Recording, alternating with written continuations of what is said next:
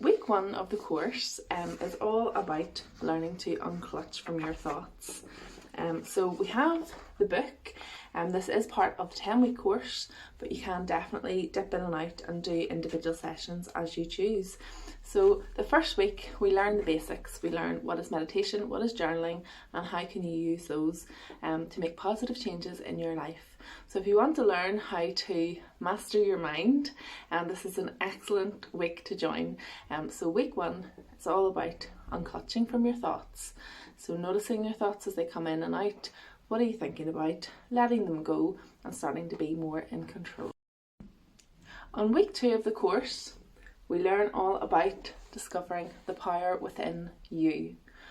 So there is goodness inside all of us, and we all have amazing talents and abilities. But sometimes along the way we lose track of where we are or what our value is.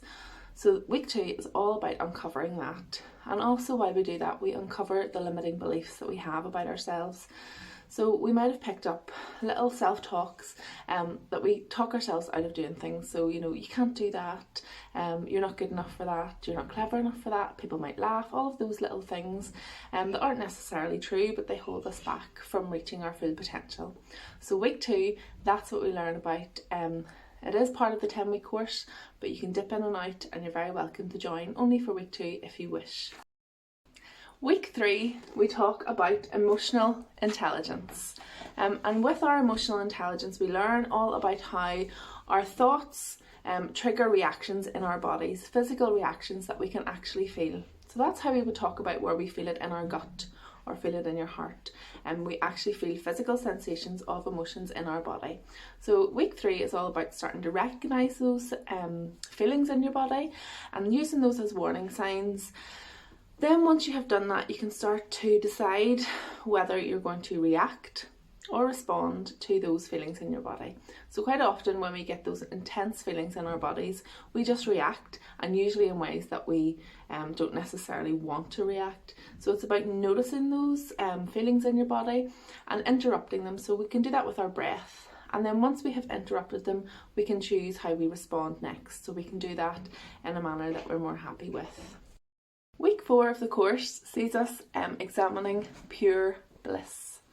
So we go back to the simple pleasures, the things that made us happy as children. When we came into this world, we only expected pure bliss, a pure joy, before we had been met with any of the disappointments or struggles that life has thrown at us in the meantime. So it's about connecting back into that, and it's often very simple things such as being out in nature, things like that, and just introducing how we can go back to those things that brought us joy one time and introducing those more into our life so that we can have more bliss and more joy every day. Week 5 of the course is my favourite. This is when we get to visit our future. So during the meditation, we will time travel, we will go and meet ourselves in the future.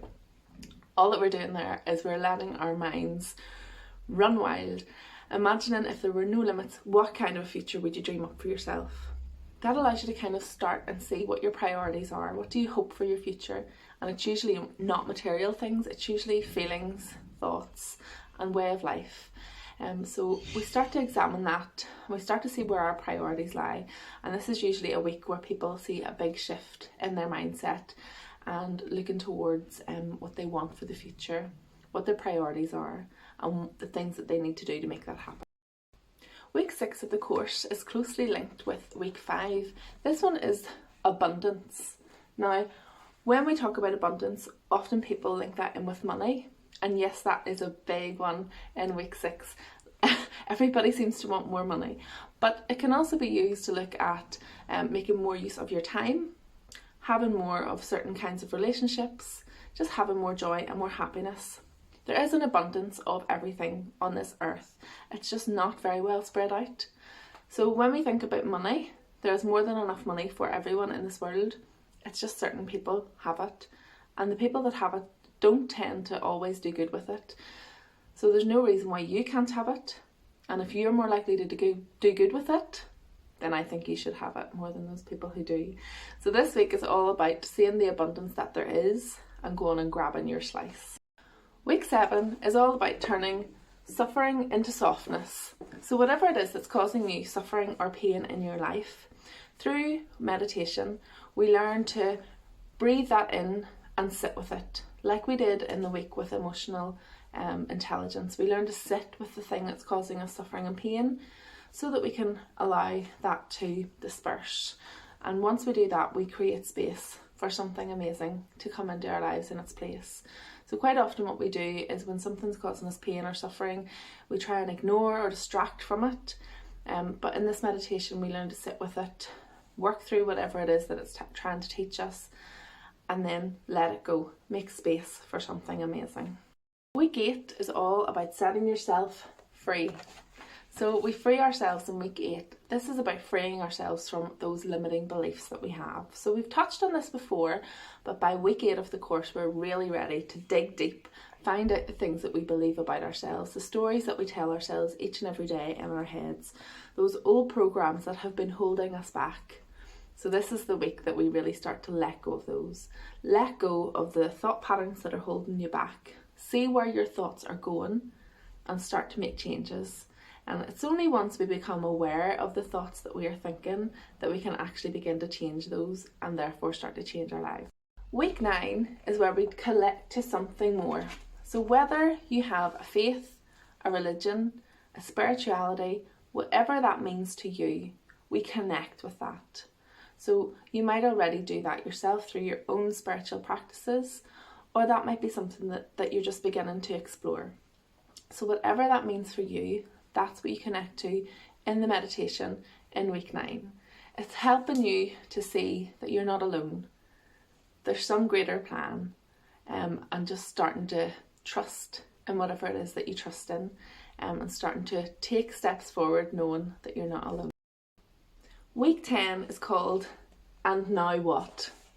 So in week 10, we look back. We look back at how far you have come over the last 9 or 10 weeks. We also look forward. So it's a crossroads. We stand at week 10, looking back over all that you've learned about yourself over the last 10 weeks, and we look towards the future. What are you going to do with the things that you've learned? What are you going to do with the knowledge that you have about yourself?